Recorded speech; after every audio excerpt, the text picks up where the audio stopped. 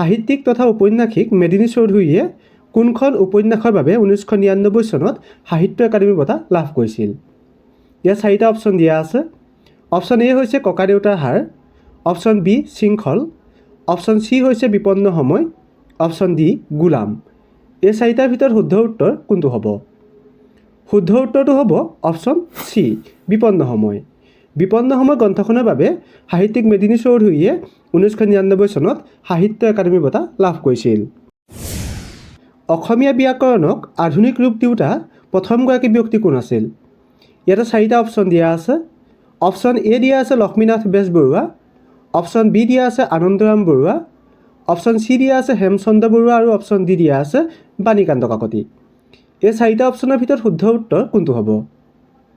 এই অপশ্যনকেইটাৰ ভিতৰত শুদ্ধ উত্তৰটো হৈছে অপশ্যন চি হেমচন্দ্ৰ বৰুৱা। হেমচন্দ্ৰ বৰুৱাই অসমীয়া ব্যাকৰণক আধুনিক ৰূপ দিছিল।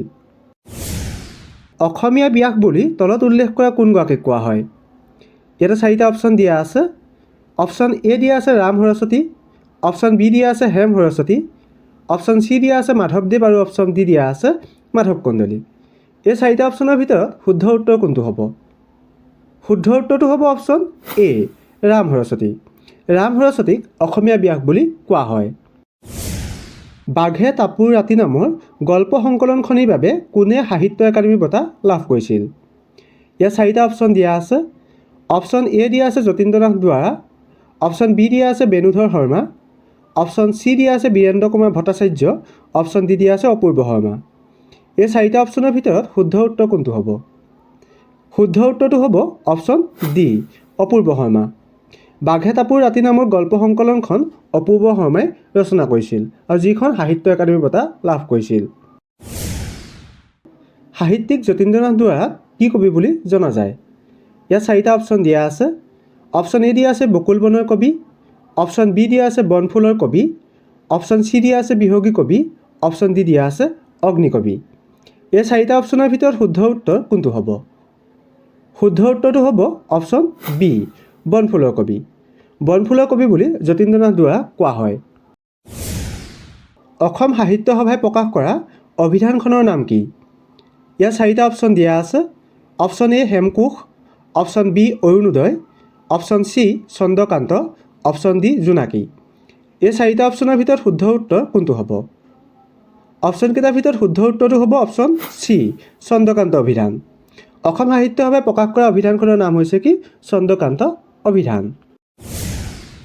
এধানী মাহী হাঁহি নামৰ সাহিত্য একাডেমী বঁটা বিজয়ী উপন্যাসখন কোনে ৰচনা কৰিছিল? ইয়াতে 4টা অপশ্যন দিয়া আছে। অপশ্যন এ দিয়া আছে বিৰিঞ্চি কুমাৰ বৰুৱা, অপশ্যন বি দিয়া আছে মহিম বৰা, অপশ্যন চি দিয়া আছে কেশৱ মহন্ত আৰু অপশ্যন ডি দিয়া আছে ত্ৰৈলোক্যনাথ গোস্বামী। এই 4টা অপশ্যনৰ ভিতৰত শুদ্ধ উত্তৰ কোনটো হ'ব?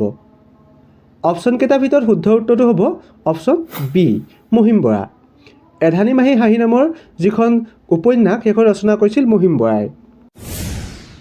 সাহিত্যিক হীৰেন্দ্ৰনাথ দত্তই কোনখন গ্ৰন্থৰ বাবে সাহিত্য একাডেমী বঁটা লাভ কৰিছিল? ইয়াত 4টা অপশ্যন দিয়া আছে। অপশ্যন এ দিয়া আছে বনফুল, অপশ্যন বি দিয়া আছে মৃত্যুঞ্জয়, অপশ্যন চি দিয়া আছে মানুহ অনুকূলে আৰু অপশ্যন ডি দিয়া আছে অসমৰ লোক সংস্কৃতি। এই 4টা অপশ্যনৰ ভিতৰত শুদ্ধ উত্তৰ কোনটো হ'ব? শুদ্ধ উত্তৰটো হ'ব অপশ্যন চি মানুহ অনুকূলে। সাহিত্যিক হীৰেন্দ্ৰনাথ দত্তই মানুহ অনুকূলে নামৰ গ্ৰন্থখনৰ বাবে সাহিত্য একাডেমী বঁটা লাভ কৰিছিল। অসমৰ প্ৰথমখন মাহেকীয়া আলোচনীৰ নাম কি? ইয়াতে 4টা অপশ্যন দিয়া আছে। অপশ্যন এ দিয়া আছে আছাম বন্ধু, অপশ্যন বি দিয়া আছে আছাম দৰ্পণ, অপশ্যন চি দিয়া আছে আছাম মিহি আৰু অপশ্যন ডি দিয়া আছে আছাম দীপক। এই 4টা অপশ্যনৰ ভিতৰত শুদ্ধ উত্তৰ কোনটো হ'ব? অপশ্যনকেইটাৰ ভিতৰত শুদ্ধ উত্তৰটো হ'ব অপশ্যন এ আছাম বন্ধু। অসমৰ প্ৰথমখন মাহেকীয়া আলোচনীৰ নাম হৈছে আছাম বন্ধু। আছাম বন্ধু আলোচনীখনৰ সম্পাদক কোন আছিল? ইয়াতে 4টা অপশ্যন দিয়া আছে। Option A Lakshminath Bezbaroa, option B Hemchandra Barua, option C Gunabhiram Barua আৰু অপশ্যন ডি মহেশ্বৰ নেওগ। এই 4টা অপশ্যনৰ ভিতৰত শুদ্ধ উত্তৰ কোনটো হ'ব? শুদ্ধ উত্তৰটো হ'ব অপশ্যন চি গুণাভিৰাম বৰুৱা। আছাম বন্ধু আলোচনীখনৰ সম্পাদক আছিল গুণাভিৰাম বৰুৱা। সাহিত্য একাডেমী বঁটা লাভ কৰা অনেক মানুহ অনেক ঠাইত আৰু নিৰ্জনতা নামৰ গ্ৰন্থখনৰ লেখক কোন? ইয়াতে 4টা অপশ্যন দিয়া আছে। অপশ্যন এ দিয়া আছে বীৰেশ্বৰ বৰুৱা, অপশ্যন বি দিয়া আছে নলিনীবালা দেৱী, অপশ্যন চি দিয়া আছে অতুল চন্দ্ৰ হাজৰিকা, অপশ্যন ডি দিয়া আছে লক্ষ্মীনাথ ফুকন। এই চাৰিটা অপশ্যনৰ ভিতৰত শুদ্ধ উত্তৰ কোনটো হ'ব? অপশ্যন কেইটাৰ ভিতৰত শুদ্ধ উত্তৰ হ'ব অপশ্যন এ বীৰেশ্বৰ বৰুৱা।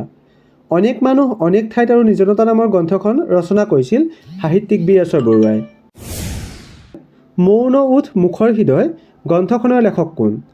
ইয়াতে চাৰিটা অপশ্যন দিয়া আছে। অপশ্যন এ দিয়া আছে সৈয়দ আব্দুল মালিক, অপশ্যন বি দিয়া আছে সৌৰভ কুমাৰ চলিহা, অপশ্যন চি দিয়া আছে ইয়েছে দৰ্জে থংচি আৰু অপশ্যন ডি দিয়া আছে নৱকান্ত বৰুৱা। এই চাৰিটা অপশ্যনৰ ভিতৰত শুদ্ধ উত্তৰ কোনটো হ'ব? শুদ্ধ উত্তৰটো হ'ব অপশ্যন চি ইয়েছে দৰ্জে থংচি। মৌন ওঠ মুখৰ হৃদয় উপন্যাসখন কোনে ৰচনা কৰিছিল? ইয়েছে দৰ্জে থংচি।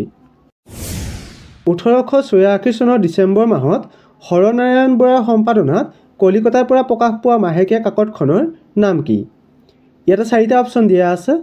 অপশ্যন এ দিয়া আছে আজিৰ বাতৰি, অপশ্যন বি দিয়া আছে আজি, অপশ্যন চি দিয়া আছে আছাম নিউজ আৰু অপশ্যন ডি দিয়া আছে মৌ। এই চাৰিটা অপশ্যনৰ ভিতৰত শুদ্ধ উত্তৰ কোনটো হ'ব? শুদ্ধ উত্তৰটো হ'ব অপশ্যন ডি মৌ। মৌ হৈছে 1886 চনৰ ডিচেম্বৰ মাহত হৰনাৰায়ণ বৰাৰ সম্পাদনাত কলিকতাৰ পৰা প্ৰকাশ পোৱা মাহেকীয়া কাকতখন। অসমীয়া খবৰ দৈনিক বাতৰি কাকতখনে কোন চনত প্ৰতিষ্ঠা লাভ কৰিছিল? ইয়াতে চাৰিটা অপশ্যন দিয়া আছে। অপশ্যন এ দিয়া আছে 1995 চনত, অপশ্যন বি দিয়া আছে 2001 চনত, অপশ্যন চি দিয়া আছে 2003 চনত, অপশ্যন ডি দিয়া আছে 2007 চনত। এই চাৰিটাৰ ভিতৰত শুদ্ধ উত্তৰ কোনটো হ'ব? শুদ্ধ উত্তৰটো হ'ব অপশ্যন বি 2001 চনত। অসমীয়া খবৰ দৈনিক বাতৰি কাকতখনে 2001 চনত প্ৰতিষ্ঠা লাভ কৰিছিল। ৰূপকোঁৱৰ জ্যোতিপ্ৰসাদ আগৰৱালাই কোনখন কবিতা পুথি ৰচনা কৰিছিল? ইয়াতে চাৰিটা অপশ্যন দিয়া আছে।